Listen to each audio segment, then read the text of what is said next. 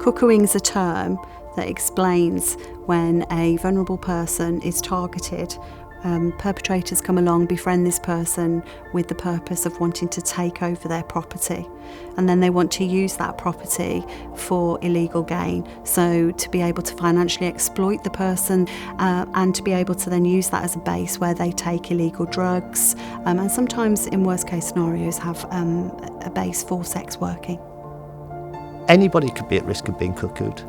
It could be an elderly, vulnerable person, normally people living on their own because they're easier to exploit. It could be a young person or a person with learning disabilities or somebody who's just generally vulnerable. So the signs of cuckooing can be where somebody says that they haven't seen a person who lives in a particular property for a while. They haven't seen them leave the house, but they do keep seeing people coming and going that they don't know to that property. It can lead to antisocial behaviour. There could be vehicles coming and going from that property all times of day and night. There could be young people being brought to the property. Cuckooing, sadly, affects the most vulnerable people in society and unfortunately benefits the most dangerous.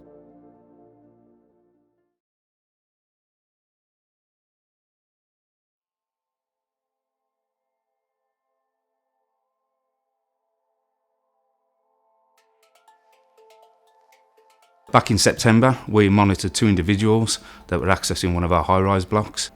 Clearly didn't belong there. They were tower gating people into the block. They weren't using fobs or they weren't calling us for access. So we knew something wasn't right. We received a call from a tenant. He'd said that he hadn't seen his neighbour for a couple of days, that he was quite concerned. So that's not unusual for us to receive calls like that. So we would generally then place a welfare call to that resident and make sure they're okay. On this occasion, the tenant didn't answer his intercom. At that point, alarm bells were ringing. We sort of put 2 and 2 together and thought maybe that there's something going on at that address. So we've contacted the environmental protection officers and we've asked them to go and check the address for us. My name is Rajesh Patel. I'm an environmental protection officer for Sandwell Council. On initial assessment, we visited the property and we was greeted by a woman in her 30s.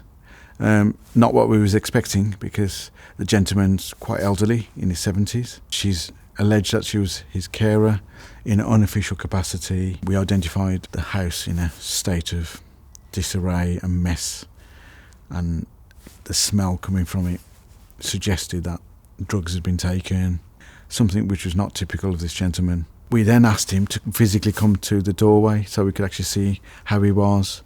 We was greeted by a very skinny, skeletal gentleman, emaciated, very, very frail looking, who then said he was fine, I'm okay, these people are looking after me, which then we realised there's another gentleman in there, again in his 30s. None of them were family and none of them were carers or anything in any official capacity. So which raised concerns because this gentleman just looked ill. It seemed that the person, the carer, who had a glazed look on her face anyway, that she wasn't telling the truth. I was made aware of an email that was sent to me as part of an alert from my EPOs. They had concerns for an individual who was suspected of being exploited and identified it as a potential cuckooing and a serious danger to this individual. It was arranged for a social worker from the safeguarding team to then go and visit the property and to take the next steps to protect the gentleman. We knocked on the door. He opened, he let us into the property. He was a bit reluctant maybe to engage. Then when we went into the property, I had to reassess the situation. He looks frail to me and I said, "Are you well? Do you need a doctor or can we call an ambulance?" Food-wise, there was nothing. There was a few, I think, Weetabix. He didn't have any money with him. I said, "You know what, I don't feel it's okay for you to remain here. I think you need help." He was telling us that there was nothing wrong, but when we're observing the scene that we're met with, you could very much see that this was a man who had been exploited. He was emaciated himself, so he wasn't feeding himself properly. He suffered with emphysema, so he hadn't got the right medical care. You could see that there was wraps and foil and certain drug paraphernalia in there. He was able to show me bank statements where he was able to show me the big withdrawals that the exploiters were making from his bank account, and he was very much a prisoner in his own home. And he just was sitting in the chair, really, really looking unwell, but was adamant that these people were his friends and they were sort of looking out for him and they weren't doing anything wrong, until we sort of explained to him that they were not your friends, and had they been your friends, you wouldn't be in this situation now. Things could have only just got worse for him. He was already going downhill. It wouldn't have taken too much for him to go a bit further downhill. In cases such as Cuckooing, he could be put out onto the street without anybody knowing, and he'd be at serious risk of serious harm or possibly death. We wanted him to move out, so he was safe for the next few days at least, and we didn't want them coming back into the block, back into his flat, taking it over again. So we explained to him that it would be a good idea for him to move out. He'd have a warm bed, he'd have some food. At first he was like, no, I don't want to go. He was quite a proud man, and he was embarrassed about coming out of the block and people seeing him. At first, you'll often find that victims are reluctant to be made safe because they don't want to acknowledge what's going on, and that's part of a trauma response.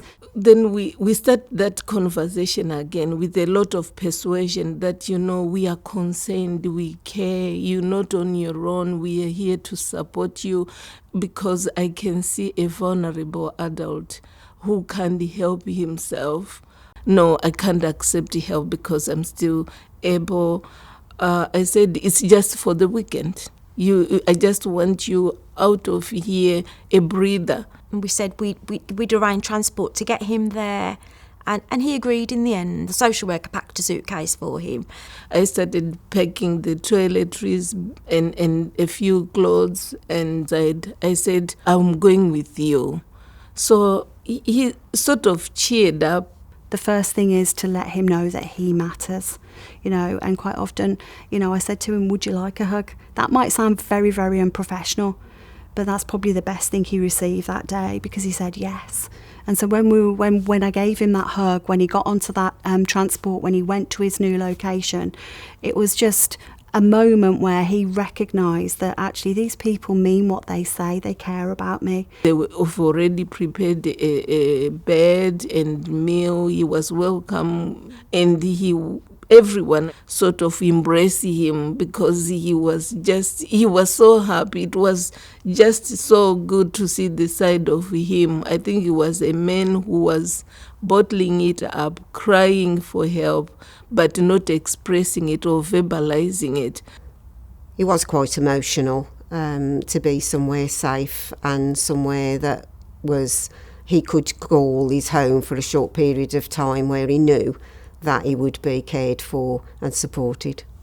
And he has since decided he doesn't want to return back to the flat, and he's going to stay there. And hearing how he's getting on now is just phenomenal.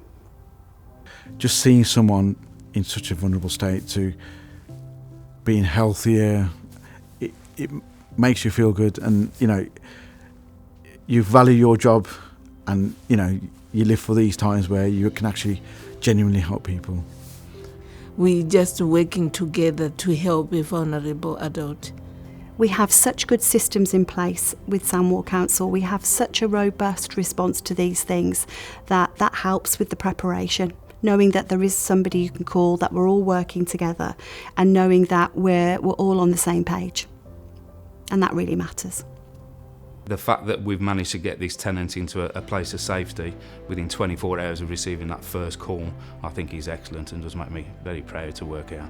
I think this example is a prime example of Sandwell coming together, and it's just safeguarding. It's what we do, and it's how safeguarding should work. All teams coming together, alerts coming from everywhere. My EPOs are the eyes and ears on the ground. We need to make sure we get it into the right hands, the experts, the social workers, the safeguarding teams, and it just shows it's a one council, one team approach, but albeit seamless. And I slept better that night knowing that he was safe, that person was safe. And when you get a good outcome like that, it does make you proud. It does make you proud doing your job, and you think, I've done a good day's work today. We are Sandwell. We are Sandwell. We are Sandwell. We are Sandwell. We are Sandwell.